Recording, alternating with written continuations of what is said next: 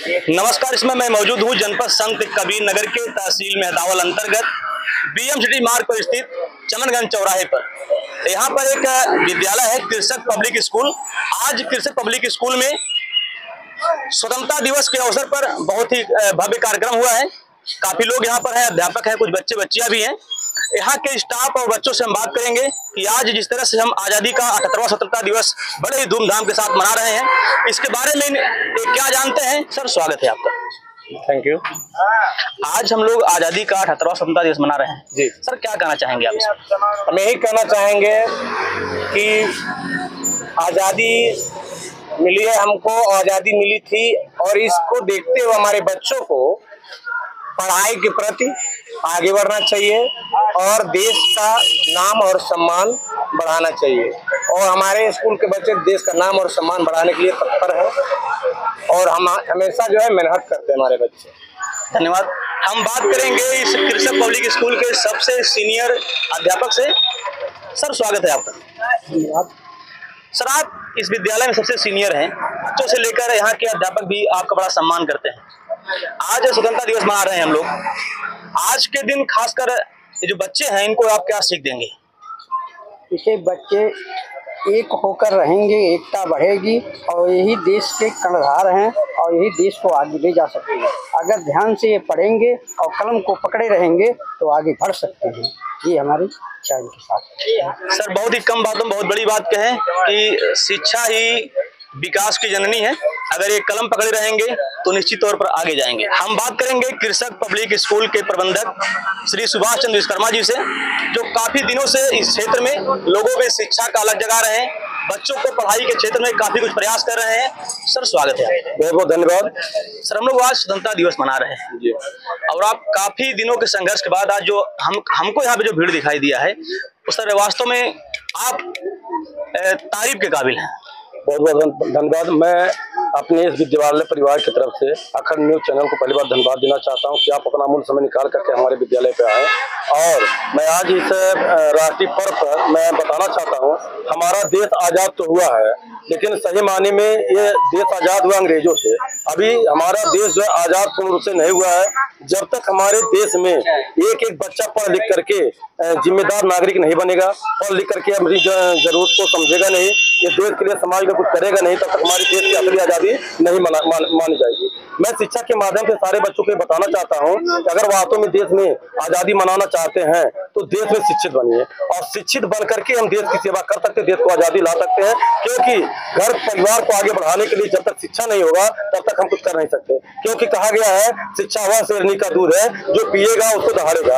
और दुनिया में सबसे बड़ी ताकत होती है कलम की ताकत होती है। अगर कलम की ताकत को वो हथियार बनाएंगे तो सब कुछ संभव हो पाएगा, क्योंकि दुनिया की सारी समस्याओं का हल सिर्फ शिक्षा की चाबी से खोला जा सकता है। अगर शिक्षा नहीं है तो समाज में कुछ भी नहीं है। मैं आजादी तो हर साल मनाते हैं, पूरा हिंदुस्तान आजादी मनाता है, लेकिन आजादी का कोई मतलब नहीं है जब तक एक एक घर का एक एक बच्चा जब तक शिक्षित नहीं होगा, संस्कार युक्त शिक्षा मिलेगी नहीं, लोगों को जो है भेदभाव से मुक्त नहीं किया जाएगा, जात पात से अलग हट करके शिक्षा के महत्व को सरकार जब तक आगे नहीं बढ़ाएगी तब तक कुछ होने वाला नहीं है। ये आजादी झंडा फहरा करके, लड्डू खा करके, कुछ लोगों का गीत गा करके यह सही मायने में आजादी नहीं है। सही मायने में आजादी तब होगा जब हर घर का बच्चा, एक एक बच्चा, हिंदुस्तान का एक एक बच्चा, गरीब का वो अंतिम बच्चा जब तक पढ़ लिख करके किसी लायक नहीं बनेगा, शिक्षा का आजादी का कोई मतलब नहीं है। जैसा कि आप देख रहे हैं, आप सुभाष चंद्र विश्वकर्मा जी हैं। इस पिछड़े इलाके में जो विद्यालय खोलकर जो मुहिम इन्होंने छेड़ा है, आज उसको बता भी रहे हैं कि हमारा देश तो आज़ाद होकर आज 78 साल हो गए, लेकिन हम पूर्ण रूप से आज़ाद नहीं हुए हैं।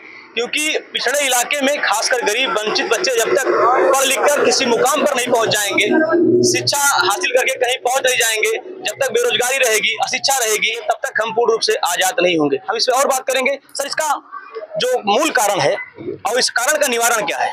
इसका कारण का निवारण है गार्जियन जो पिछड़े क्षेत्र में जो नशाखोरी है, वो लोग खुद अपना पेट तो पाल रहे हैं, दारू पी रहे हैं, मौज मस्ती कर रहे हैं, लेकिन उसी अगर दारू को कटौती करके अगर बच्चों को अगर उस पैसे में शिक्षित करें तो सारे बच्चे पढ़ लेंगे। और माहौल होता है, माहौल बनाने के लोग कोशिश कर रहे हैं। सरकार द्वारा चलाए गए जितने भी शिक्षा नीति है वो गलत नीति है, क्योंकि जो है जितना सब शिक्षा अभियान के अंतर्गत जितना पैसा आता है, सारा पैसा सरकारी विद्यालयों में खर्च कर दिया जाता है, जहाँ पे शिक्षा के नाम पे खाली खिलवाड़ होता है। और जब तक तक हो पाता, बच्चों को के रूप में एक एक बच्चे तक नहीं पहुंचेगा, तब तक शिक्षा में सुधार नहीं हो सकता। और जब तक शिक्षा में सुधार नहीं हो पाएगा, देश हमारा कभी आजाद नहीं हो सकता है।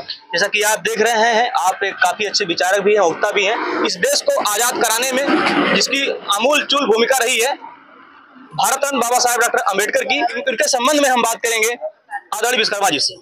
देखिए, डॉक्टर भीमराव अम्बेडकर जो भारत रत्न हमारे देश के रहे हैं, उनका सपना ही था शिक्षित बनो, संघर्ष करो, संगठित बनो। और उनका सपना था, उस पर 1% भी कोई फॉलो नहीं कर रहा है। उन्होंने जातपात से ऊपर उठ करके सिर्फ शिक्षा को ही महत्व उन्होंने दिया है। और उस समय जब डॉक्टर अम्बेडकर साहब थे, पूरे दुनिया में उनसे ज्यादा पढ़ा लिखा कोई नहीं था।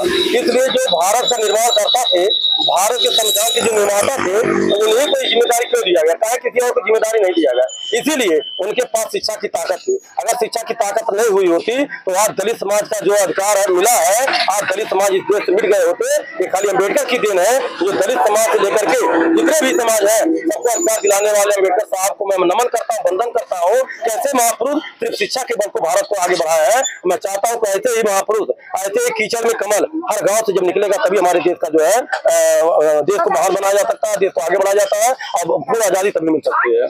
हमारे देश को आजाद करने में देश के तमाम स्वतंत्रता सेनानी शहीद हुए हैं। उन स्वतंत्रता सेनानियों के शहीद होने के बाद ही हमारा देश आजाद हुआ है। सर, आज ऐसे वीर सपूतों को हम नमन करते हुए आपसे जानना चाहेंगे कि इन वीर सपूतों की कुर्बानियों को आप किस नजरिए से देखते हैं? वीर सपूत को मैं देवता के रूप में देखता हूँ। जितने भी लोग हैं, उन्होंने जो कुर्बानी दी है, लोग कुर्बानी को भुला रहे हैं। आज लोग रेल चलाने में मस्त हैं, आज लोग जो है नशाखोरी में मस्त हैं। नहीं तो आप बताइए, वह दलित महिला जो भारत की सावित्रीबाई फुले थी, जो भारत की पहली महिला शिक्षिका थी, ज्योतिबा फुले थे, डॉक्टर अम्बेडकर साहब थे, सर्वपल्ली राधाकृष्णन थे, ये इतने बड़े बड़े महापुरुष जो देश के लिए इतना बड़ा त्याग दिया, बलिदान दिया देश को आगे बढ़ाने के लिए, क्या उनके पदचिन्हों पे कोई चल रहा है? क्या जो है भक्त रविदास के पदचिन्हों पे कोई चल रहा है? क्या जो है महात्मा गांधी और जितने बड़े बड़े महापुरुष हुए हैं, वीर अब्दुल्ला से लेकर वीर अब्दुल हमीद से लेकर के अताउल्लाह से लेकर के जितने भी लोग हमारे देश के लिए बलिदान हुए हैं, क्या उनके पदचिन्हों पर कोई चल रहा? कोई नहीं चल रहा। अगर 1% भी उनको फॉलो कर लिया जाए तो देश का एक एक बच्चा शिक्षित होकर के देश के लिए बहुत बड़ा जो है अहम भूमिका निभाएगा। मैं चाहता हूँ, मैं अखंड न्यूज की तरफ से सारे जनता को, सारे लोग में एक संदेश देना चाहता हूँ कि सब लोग एक रोटी कम खाओ, मगर अपने बच्चों को जरूर पढ़ाओ और नशाखोरी से मुक्त हो जाओ। दारू को एकदम छोड़ दो। यह आपके बच्चों के लिए, आपके भविष्य के लिए बहुत बड़ा वरदान साबित होगा। क्योंकि अगर मान लीजिए नशा रहेगा, वही बच्चा आपका सीखेगा, वही आगे बढ़ेगा।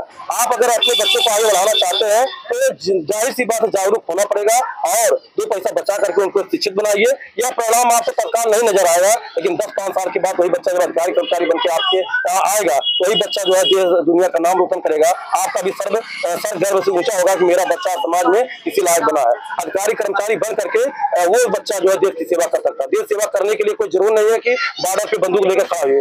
देश सेवा के लिए जो है किसी भी पद पे रहिए, मेहनत से, ईमानदारी से, उस पद का ईमानदारी से अगर हम निर्माण करते हैं, वही देश सेवा है सही मायने में। बहुत बहुत धन्यवाद। हम सही रूप में आजादी का जो झंडा हम लोग फहराते हैं, तब फहरा पाएंगे जब अपने बच्चों को शिक्षित करेंगे, नशे से दूर होंगे, और तभी जाके हम लोग का झंडा फहराना सार्थक होगा।